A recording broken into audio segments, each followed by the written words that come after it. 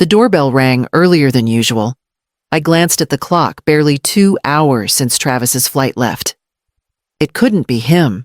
I wiped my hands on a dish towel and opened the door to find Alma.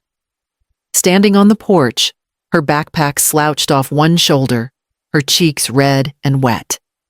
Her eyes, normally wide and full of questions, were swollen, hollow.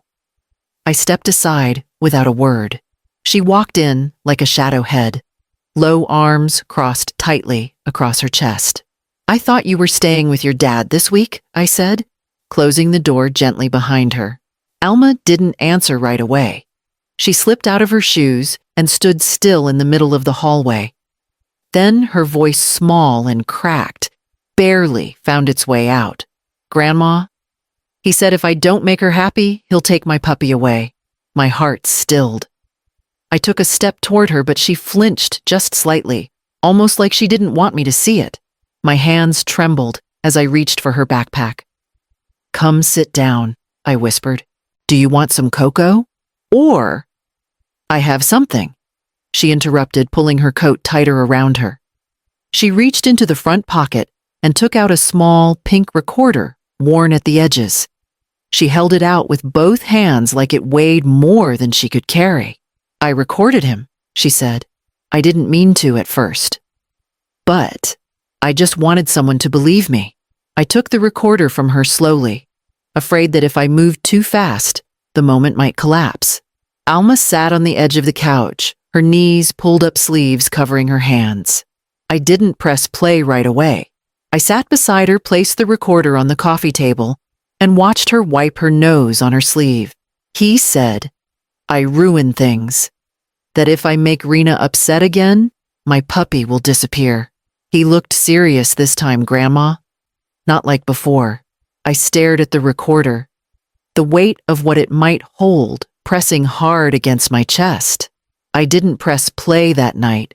Alma curled up under the patchwork quilt I made her when she was 5, the one with the yellow border she used to trace with her fingers as she fell asleep. I sat in the armchair by the window, listening to the hum of the radiator and the occasional sniffle from across the room. Travis was a quiet child, always watching, always thinking. After Martin died, I went back to work full-time legal assistant for a small firm in Montpellier. I juggled court deadlines with school plays, packed lunches with one hand while editing affidavits with the other. I missed a few field trips, but never a parent-teacher conference. He never asked for much. I gave him everything anyway. When Travis met Laura, I thought he'd found someone steady.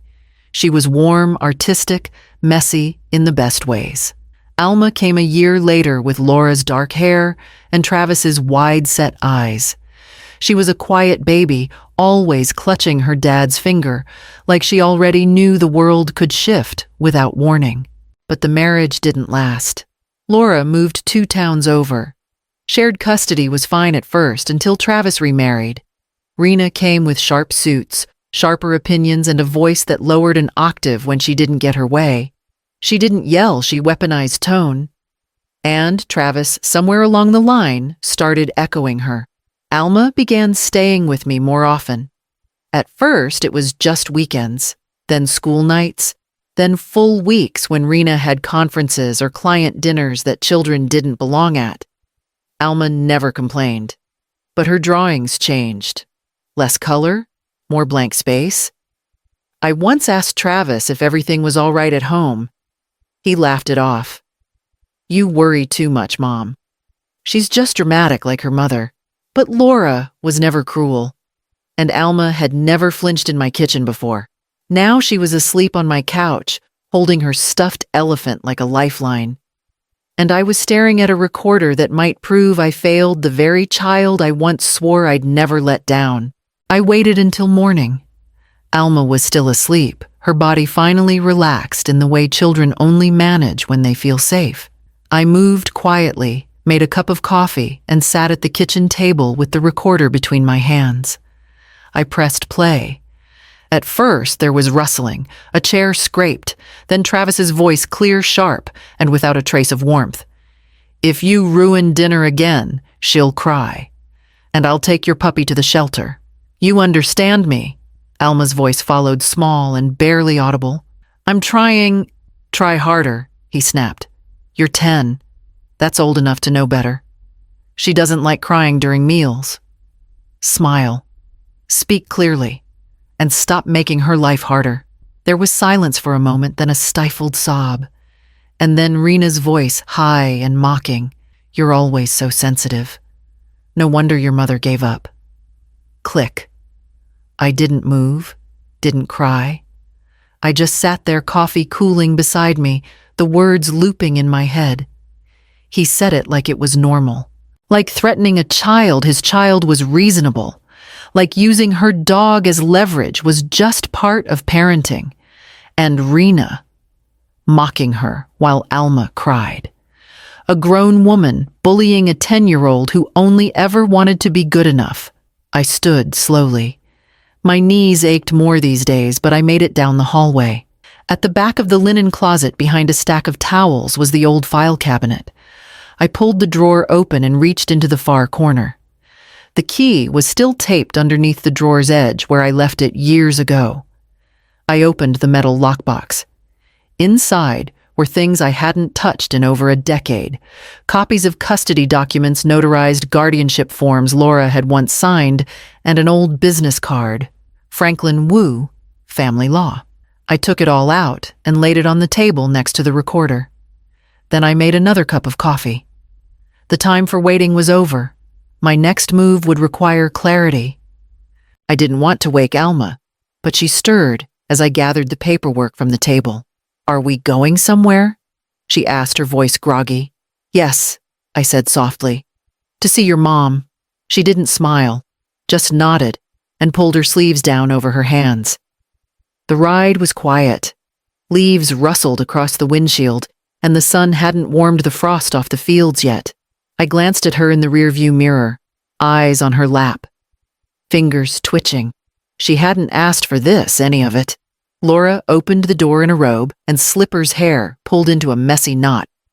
When she saw Alma, her hand flew to her mouth. Alma, she whispered, voice catching. What are you doing here? I stepped aside. Alma didn't wait. She walked into her mother's arms and held on. Laura knelt and wrapped her up, rocking slightly. I looked away. Inside, I explained everything, at least the parts Laura could handle without falling apart. She listened, jaw clenched, eyes red. I knew something was wrong, she said. He started cutting me out after Rena moved in. Said Alma was better off without the drama. I tried calling, but he stopped answering. Then his lawyer sent me papers.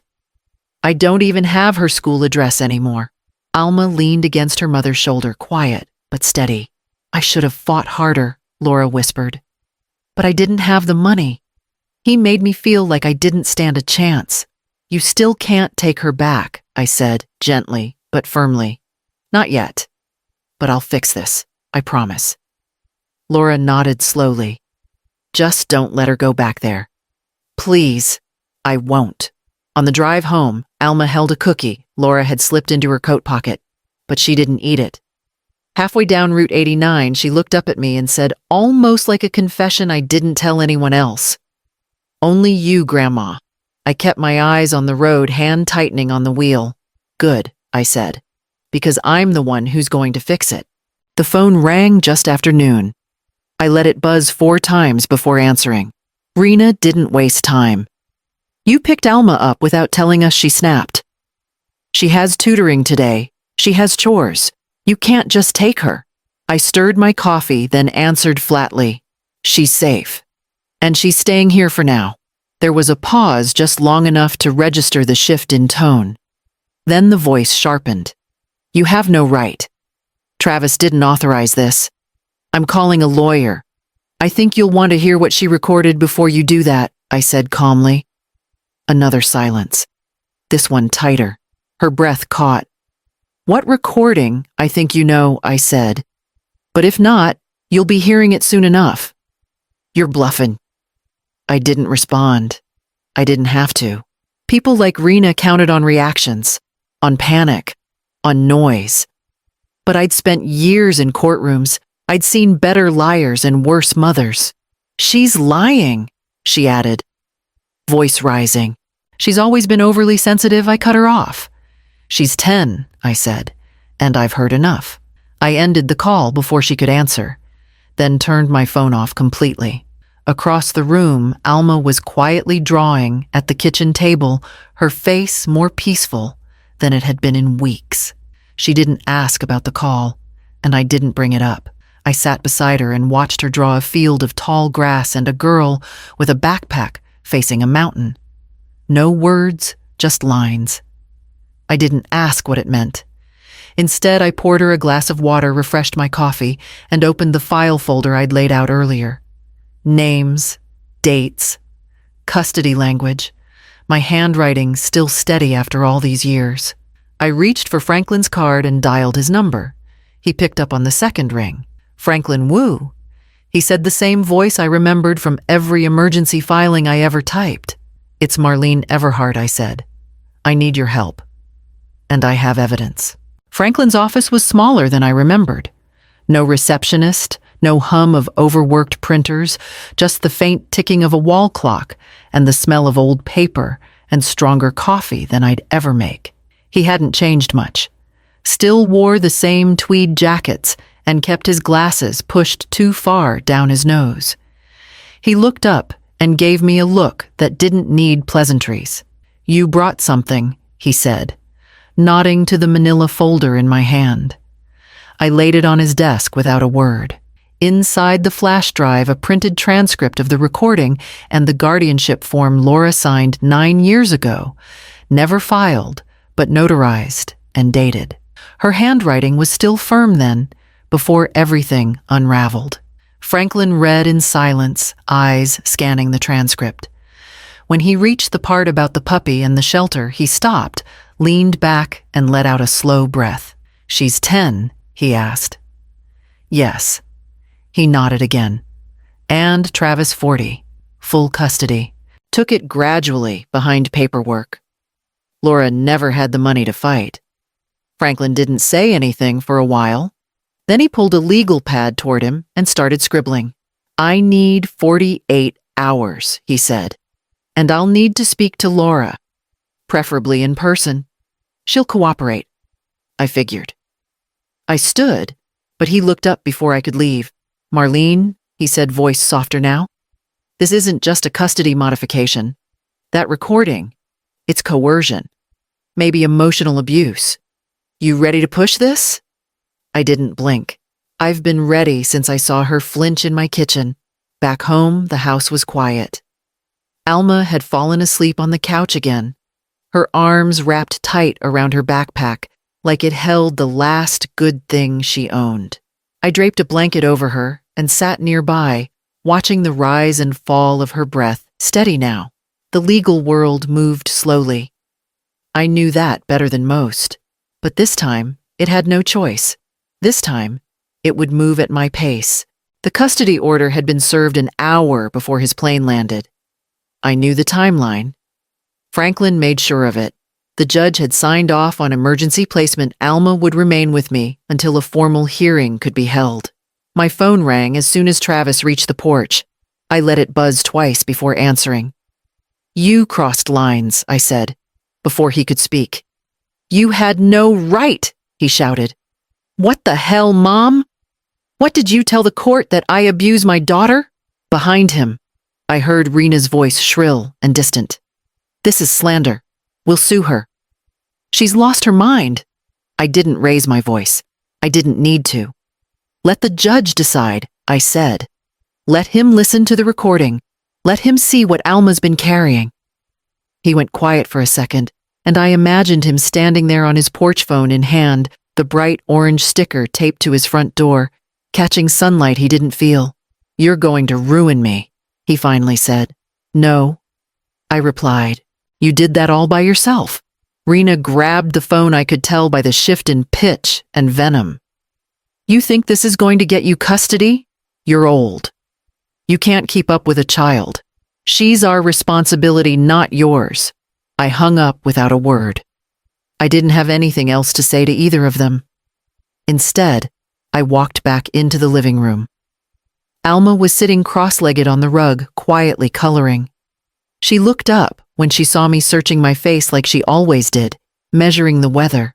I smiled softly and sat beside her. For once, the storm wasn't ours to carry. Tomorrow we'd go to the school and update her emergency contact. I'd pack her lunch again the way I used to. Ham and cheese crust, trimmed a note, folded inside. And I'd call Franklin with the next set of instructions. We sat in the second row directly across from Travis and Rena. Alma held my hand, but only loosely, like she needed to know I was there, but didn't want to show it. Franklin sat to my left, flipping through his notes, calm as ever. The judge, a silver-haired man with deep lines around his mouth, read silently for a long while before nodding to the clerk. The hearing began with Franklin's petition for emergency custody. He presented the notarized guardianship form, Alma's statement, and the transcript of the recording. Then he handed the judge a small speaker. We all sat still while the audio played. Even hearing it again, I felt my stomach twist. If you ruin dinner again, she'll cry. And I'll take your puppy to the shelter. You're always so sensitive. No wonder your mother gave up. Alma's sobs echoed through the speakers. And for once, Travis didn't look proud of the sound of his own voice. When the judge asked if Alma wished to say anything, she nodded once. Her voice was barely more than a breath. I was scared all the time, she said. Not just of getting yelled at, of getting sent away. Of losing things I loved for reasons I didn't understand. Rena shifted in her seat, arms crossed tight. Travis cleared his throat and leaned forward. It was taken out of context, he said. I've been under a lot of pressure at work. And Alma, she's dramatic sometimes. Sensitive like her mom. Franklin didn't respond. He didn't need to. The judge didn't blink. I'm granting continued emergency placement with Mrs. Everhart, he said. We'll schedule a full custody review and psychological evaluation. Until then, Alma remains where she is. Permanently, if necessary. Rena opened her mouth to protest, but Travis stopped her with a look. Outside the courtroom, Alma reached for my hand again. This time, she held it tightly. We didn't speak as we walked to the car. There was nothing left to say in that building. Everything that mattered had already been said. We didn't talk about court the next day. Alma didn't ask, and I didn't bring it up. Instead, she followed me into the spare bedroom with a roll of painter's tape and a stack of drawings she'd collected from her backpack. Can I put them up? She asked, glancing at the bare wall. Anywhere you want, I said. She started with the mountain scene she'd drawn at the kitchen table, the girl with the backpack still facing forward, but now with a sun overhead. Then came flowers, animals, stars, and a lopsided picture of what I think was meant to be. Me holding a cup. She looked at it, then pointed. That's coffee, she said. Because tea is boring. I laughed, and she did too, really laughed. It was the first time in weeks that her voice rose without tension. No hesitations. No second-guessing herself. Later, I made grilled cheese and poured myself a mug of coffee. Alma sat across from me, nibbling the crust and humming to herself. I like it better here, she said suddenly. Why's that? She thought for a moment. Because nobody here is pretending to be nice. You're just nice. It broke something in me, quiet and deep. After dinner, she asked if she could read in bed. I said yes, and she ran off to grab her stuffed elephant and a flashlight. By 9, she was asleep, one arm draped over the pages of an open book. I stood in the doorway for a long time just listening. No tossing, no teeth grinding, no sudden jerks. Just the rhythm of a child finally allowed to rest. I pulled the door halfway closed and walked back to the kitchen. The house was silent. No buzzing phones, no demands. Just the smell of toast from earlier and the warmth of the lamp above the table. I walked to the front door, turned the deadbolt slowly, and checked it twice. She was safe now. The call came exactly 1 week after the hearing. I recognized the number but let it ring 3 times before answering. I already knew what it would be. Travis didn't like silence unless it was his. "I want to talk," he said.